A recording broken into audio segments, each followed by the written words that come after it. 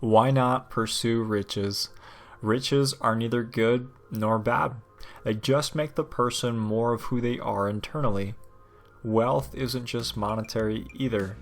It's also about having a rich soul, body, and mind. Riches in the monetary sense allow one to be able to create a bigger ripple in the world, and allow to be more helpful, more studious, and to become more of whatsoever they choose. It also allows for a vast amount of freedom with one's most precious resource, time. Think of it like living up to one's potential.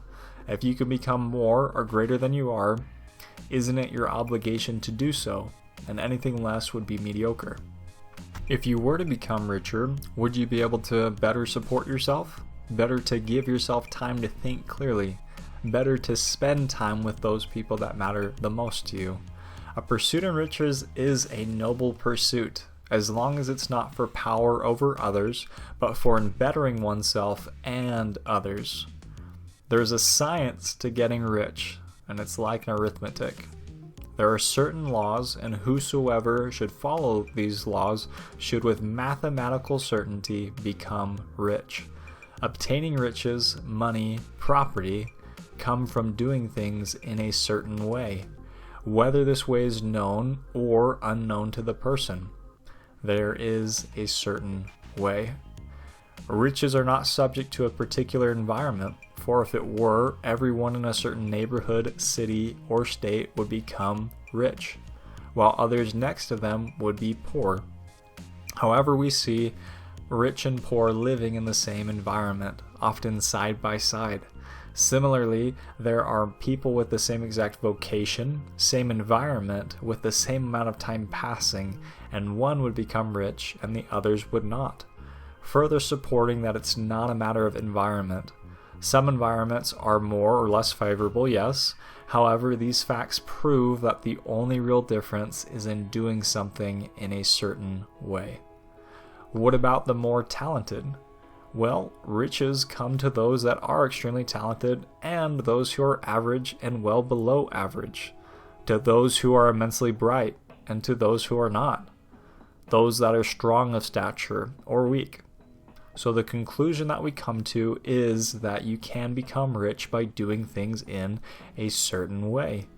Is opportunity monopolized? Sure. If you choose to go into railroads, you'll have slim chances, but most industries you can go into and achieve riches. You can always choose to change routes, to open yourself to other opportunities, to learn what people need and want, for if you can provide what those people need and want, you will be successful. The facts are many people of different careers, different talents, and different environments achieve wealth. So if these aren't the things in your way, what is? The first principle: thought is the only power that can bring forth tangible riches from the formless substance. Wallace D. Wattles. He continues by explaining, we live in a thought world and a thought universe. If we want to turn a bunch of sticks and stones into a home, we must envision what that home is to look like. What we think about, we create. So think richly. Think of what that rich life would look like for you. What you want and do not want it to be. How much wealth do you want? How did the wealthy people achieve their wealth? What do you need to start doing to work your way there? What are the pathways? Think that you can obtain wealth. Think that there are many opportunities out there for you. Think that you can become greater still. If this has helped you, think about liking and subscribing for all future content to help yourself and others. Start having thoughts of your success, what business you can bring forward to help others, what vocation you are currently in, and if that vocation is the right one to help you achieve what you seek. Our thoughts will continue to grow and help us achieve riches. Like when you have something on your mind that keeps you up at night because your mind wants to figure it out. Then one idea pops up, and then another, and many more come, and then you have this eureka moment. These thoughts are yours to create. It's the same wisdom of think before you act, but just in a different light. The challenge is now to create a clear and definite image of what you want to have, need to do, and become. This isn't a quick process either. It takes time, real considerate thought over multiple days or even weeks to define and get it clear on what you want. The goal is to be in control of your thoughts so you bring about what you think about.